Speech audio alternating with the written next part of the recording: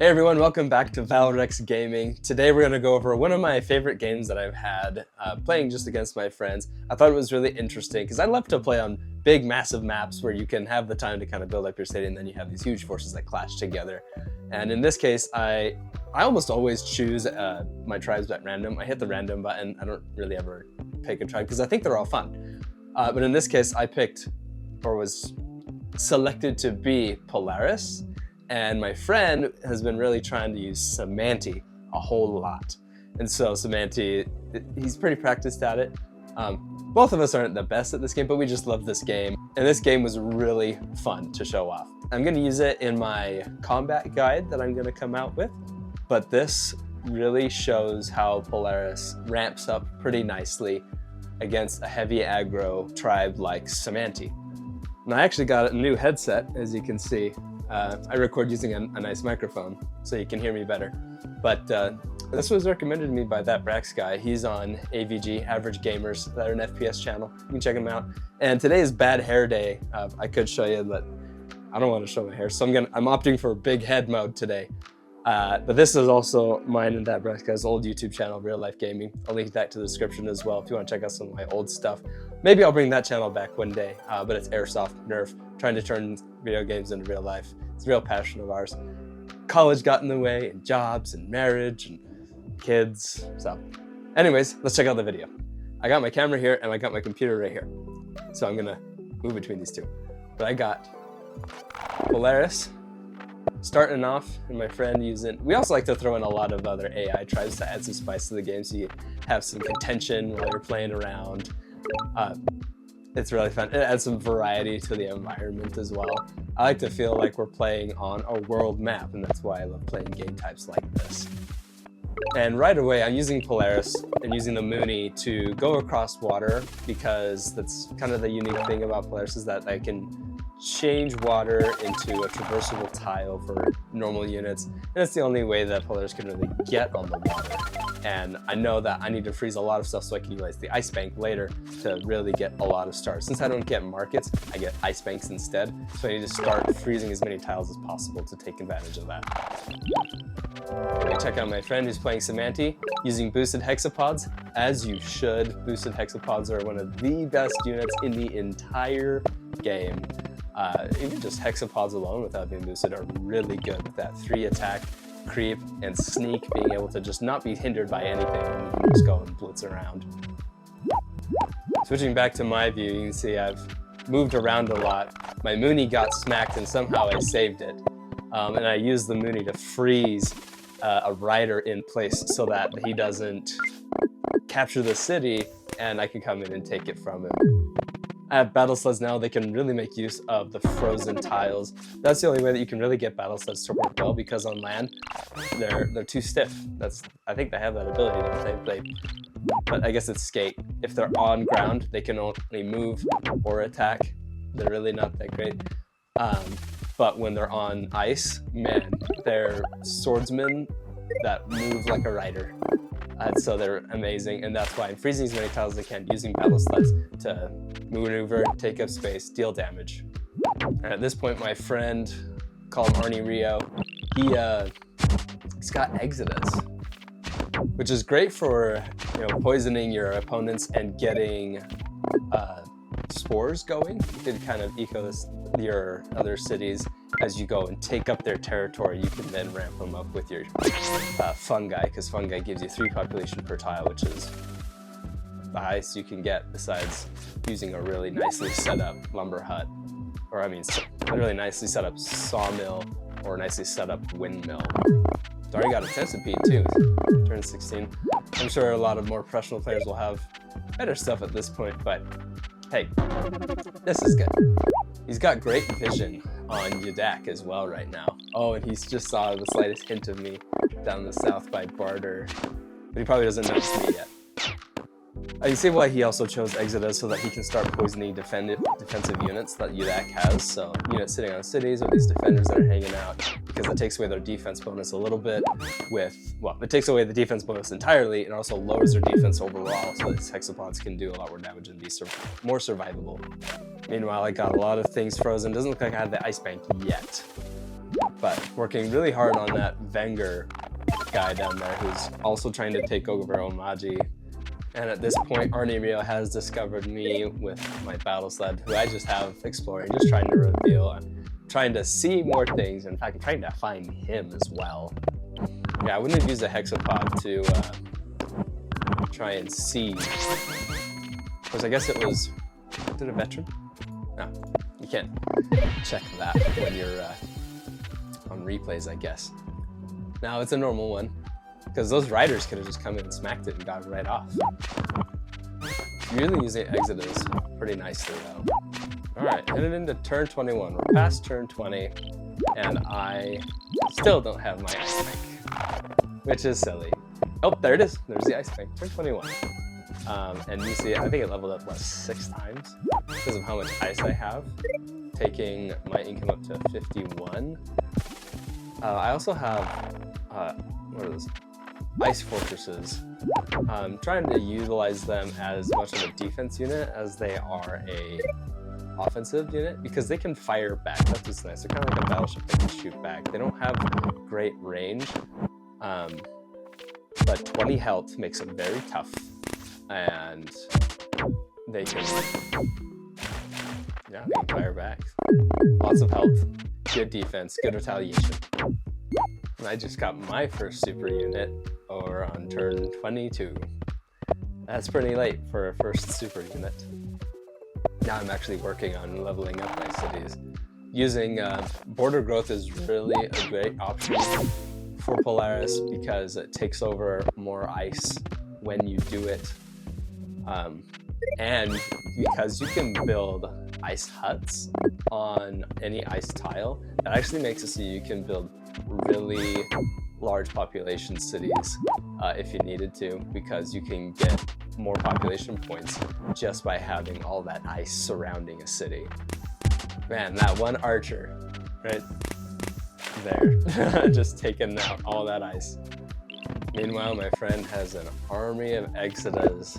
Still only 1 shaman. Might be a good idea at this point. He does get more. He does get philosophy eventually, and he does get more. It'd only just make everything happen faster if he had more shamans at this point.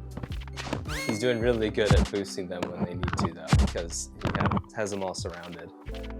Ooh, diplomacy, now you can see everything. Nice. Using embassies to get more stars is a great idea. And that's what I wanted to see. I wanted to see him going right there and taking out a lot of those Yadak cities. And you see all those poisoned units now from Kiku over there, making all of those spores for him so that he can use those to level up the cities as he takes those. What's interesting is that he can't really see what I'm doing, but I can kind of see what he's doing just a little bit into that IMO territory. Polaris can't see Cymanti really either. And that's why, again, why I like these games, because you kind of are able to make your own little world first, having some conflict, building cities, and then you run into your opponent. And you have the opportunity to really meet at full strength and play a strategic game rather than one that's just so meta-driven, you know, one that's like, okay, I ramped my cities as fast as possible and hey, it's turn 5 and I'm already on your doorstep kind of strategy, which is what a lot of pro players do, and I think they're awesome. They beat me every time. I just prefer a little more expansive games, lots of units. I mean, back in the day, I played a lot of Supreme Commander and Sins of a Solar Empire, kind of these RTS games that really focus on just like, look at all these units I can bring to the battle when you bring them in. Yeah, look at all of those spores that he can use now because he was just poisoning and taking out all of those units that were hanging around his cities. It's really good for him. And that thing that AI does when they just turtle and build nothing but defenders because they have high defense and they just send them and just walk them into you. In Arnie Rio's case, he can take care of those super easy with all those Exodus. Maybe even add to some more spores. It's also really nice because for an opponent that is coming into your territory, all of those fungi will ensure that your opponent is poisoned as they try and come at interesting. He's taking Parks. I didn't know he was taking Parks. Good, he's using Colinthus to increase his star count. I don't know if I would have... Just because the map is so huge, the more super units, the better. But you do what you do. Fast forward the game a little bit to get to the real action where Cymanti and Polaris meet. So, still trying to take over the dredges of whatever opponents are down there in the south.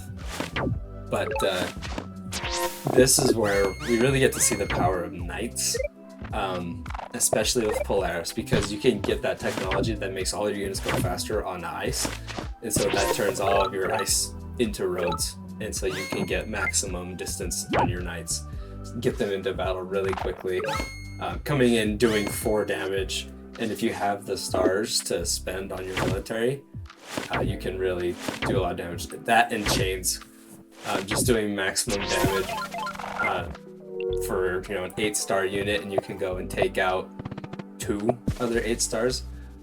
That's great. You can get 5. Holy cow! All of his cities automatically leveling up, which is great. And now he's going to be making a lot of centipedes. I know. He did the smart thing, making friends with Wenger down there, and then just blocking him off, saying, "No, you can't come and explore my territory." We're right here in the northeast. A lot of the fighting happens, as well as just right in the middle of the map where we have the old territory for Imo. There's a lot of fighting that happens there too. And Kiku just turtling as hard as they can. Polaris has researched spiritualism, which I know means that they're maxed out on their technology. So we'll see a Tower of Wisdom pop up somewhere at some point. I like having all the text researched though, because then I don't have to worry about it anymore. It's always something that's in my mind, and it's something that's not good if I want to get better at the game, I'm sure. Only by the technologies that you need, and I've tried to do that.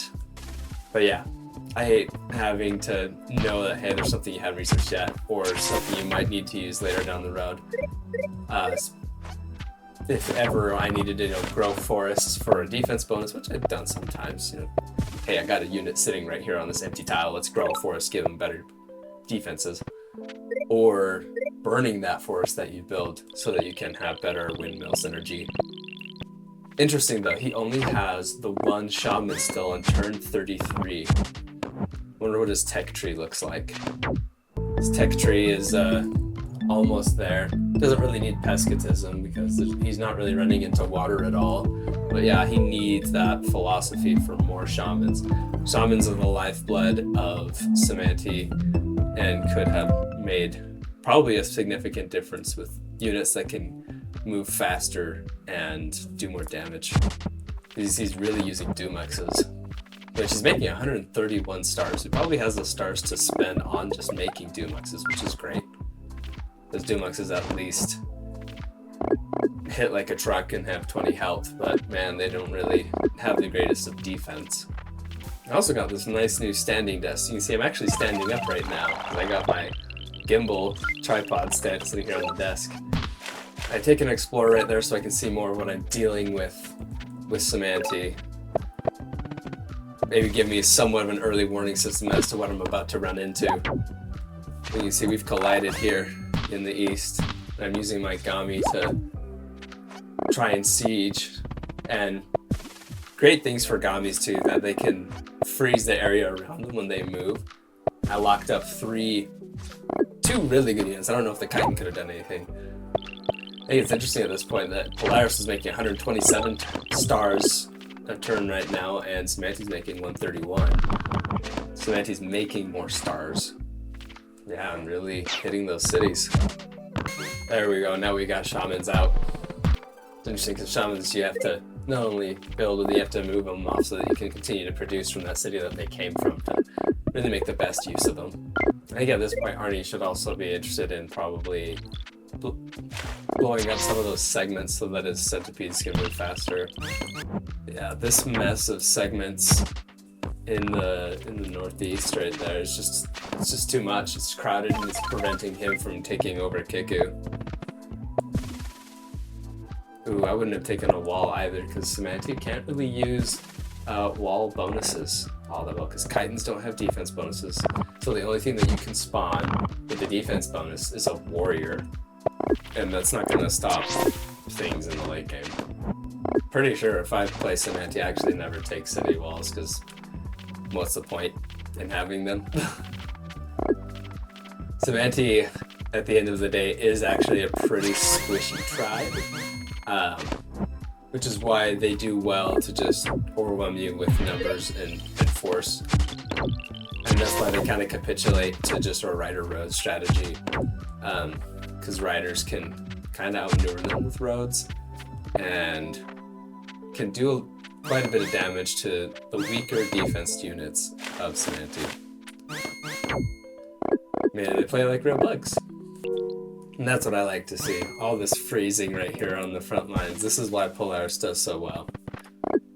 Going and just freezing your whole front line of enemy units, because now not only are those units completely unable to do anything, but also they're taking up space so that your opponent can't come in on that tile, hit you, and then, you know, make use of that.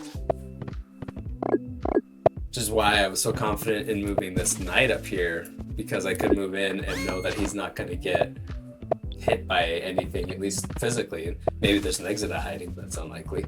See, if I were Cymanti right now, I would blow up these two segments right there next to Konu. Oh, look, he does it. Oh, yeah. See? Blow up one of those segments. Now you got spores. Now he's got the city. Great moving. Boosted Dumuxes. He's doing great. Really hitting hard where he can. And that's why AI sucks. You see how many undeveloped cities that AI had over there for Wenger and didn't level up any of them. So we're building lots of Gamis down here because we certainly need them right there in the middle where Cymanti is strongest. Good job using recycling. Get those stars. 155 stars at this point for him. Yeah, I can see right here in the middle, that centipede. He used the centipede to take out that knight I had. And the centipede's really just taking up all that space in the bottleneck. Which really isn't ideal, because you need to get damaging units in there.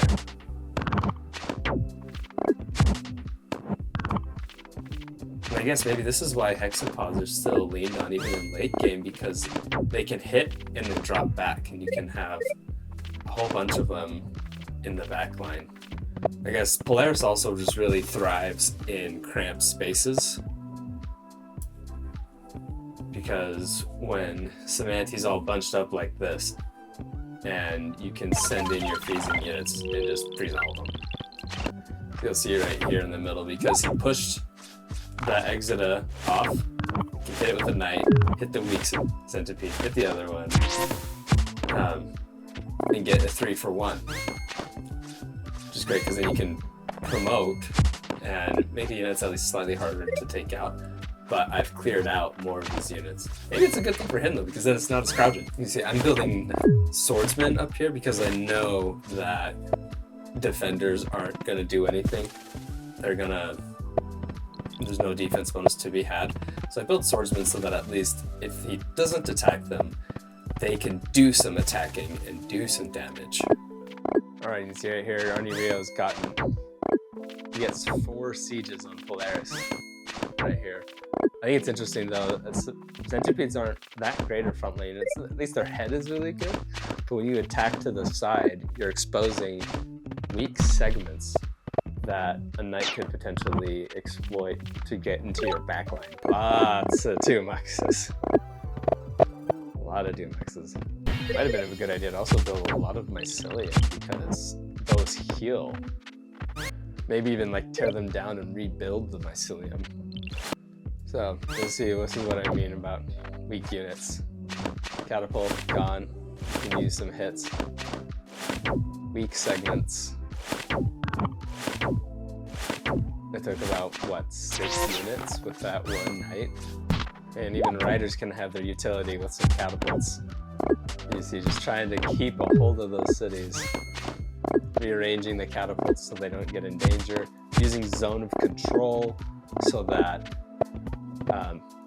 the Dumuxes can't get to those catapults. Yes, Scorched Earth. I'm gonna lose those cities, so I make it as hard as possible for him to make stars off of them. Because hey, I can just rebuild it again when I get there. I wonder if he started to feel the pinch of having too many centipedes because he took a park in that big city in Imosul territory. Yeah, oh, that fun guy. Helping to rebuild those cities. I think it was a smart move too, to just pop a segment, get more movement. Ooh, lost a shaman right there. Left that exposed to a knight. I start to use other units to assist my knights in better chaining. So I use catapults. Yeah, that's kind of the problem with Exodus. They just don't really do crazy amounts of damage. Now that's a good idea, using boosted Dumuxes to explode and deal a lot of damage to multiple units. All of a sudden using Mycelium to get a bunch of cities connected. You'll see right here, Mycelium really is the only thing that really helps Cymanti not be as squishy. And building them in the right places can be really key to holding out down the front line. Alright, so this is my favorite part of the game, and the whole reason that I wanted to really share this is the wombo combo that catapults and knights can do. One catapult shot, one knight. Catapult shot, knight. Catapult shot, knight. And you can really effectively clear out a lot of units. But you have to have a lot of catapults, so this strategy is really only good against Cymanti, because Cymanti doesn't have knights. They don't have anything that can use persist. But you see me pulling it off again right here.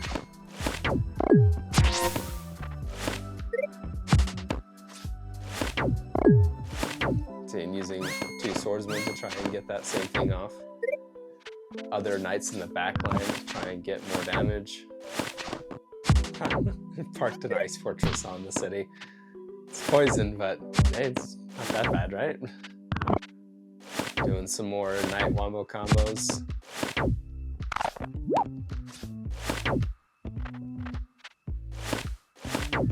Yeah, because a Dumux dies with 12 health. Wow. You see this amazing, huge line of catapults that Cymanti just can't do anything about. And you just touch each unit with one catapult hit, and then you just need one knight to go and clean up everything. I wonder if that's a good, helpful hit for countering Cymanti. What do you guys think? Use catapults. Catapults and having something in between so that the Cymanti units can't get to your catapults. Even the centipede just takes one catapult, one knight hit. Something else that you don't really think about when playing Cymanti, at least when I first started playing, something to think about is the utility in retreating. So you see right here, those catapults got hit by a single Dumux that exploded, and I moved them back so that they can't get killed, and I actually just end up healing them throughout the game. Pulling units back so they don't die is actually something you can do that is beneficial to you on the tactical standpoint. So that you don't, especially in this case where a lot of my cities are far away, I need to be saving these really good units to stay on the front line rather than having to build new ones and send them all the way back up. I mean, I could be building and sending new ones and still keeping those barely alive units. What's nice about having almost like two lines of catapults is that the first line can fire and the next line can move up. I think that's even like an actual military tactic, isn't it? One holds covering fire while the other one moves. Fire and maneuver tactics. And Cymanti's even making 238 stars at this point. Wow. Polaris is at 195. And still it's not enough because just the overcrowding of squishy units. It really makes me wonder what could be done differently as a Cymanti player to counter something as strong as Polaris. Could Chitons have been better because Chitons have 3 defense and instead of just the 2 defense that Dumuxes have? Dumuxes have 20 health. Could use swordsmen, potentially, because they have 3 defense as well, 15 health. They can at least get defense bonuses on the water and in forests. The only downside to an ultra-wide screen is that you have this huge screen, you have to actually like maneuver the replay so you can see where things are happening for like a good video content. Otherwise, ultra-wide is great. Great for editing, huge timeline, great for playing games, you can see a lot of things. I can see that, I wonder if Arnie thinks that he just doesn't have enough units here in the west to hold a good front line. And the oppression of those catapults is just a ton, maybe too much to bear. We're seeing the counterattack here. And I guess my knights and catapult combo is just taking out units so fast that he can't really replenish them as fast because they have to travel from the back line and all that. I mean, look at all those catapults just in view. You can see 5, 6, 7, 8, 9, 10, 12, 13, 14, 15, 16, 17, 18, 19, 20, 21, 22, 23, 24 catapults. That's a lot. It's a lot of damage. And if you just get anywhere near it, you know, within 3 tiles, you're getting walloped. And then a knight comes in to clean up the rest. And Polaris is definitely benefiting here with the ice skating ability, being able to use water as a causeway to get back into the action quickly. So I believe this is the final turn. Rebuilding all these cities, bringing out the armies,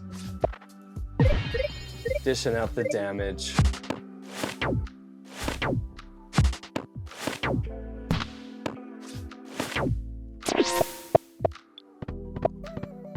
Four units down, right there in the west. And it's crazy, because I can't even tell if it's the actual end of the game because my turn bar is so long at the top. So much stuff that happens. Well, throws all of those units there at that Gami. Probably doesn't feel good if it's next fair to see all of those units falling. Oh, now I can do a 2-hit with a knight. It's just too many units being lost all at once and not being able to make enough back. And I felt that pressure before. I played a Cymanti game before where I just said, you know what, I can't make enough units that can withstand all of those catapults. I've been smacked by catapults before. And there you have it. That is one of my favorite games that I've ever played, Cymanti versus Polaris. What a fantastic game. I said funtastic because I'm weird, and I didn't mean to say that, but it was fun. So thank you so much for watching this video. Hopefully it was entertaining, and let me know down in the comments how I can improve myself, make these videos better, make it so you want to keep watching them. And we'll see you next week because we make videos every Monday. So thanks, and see you next week.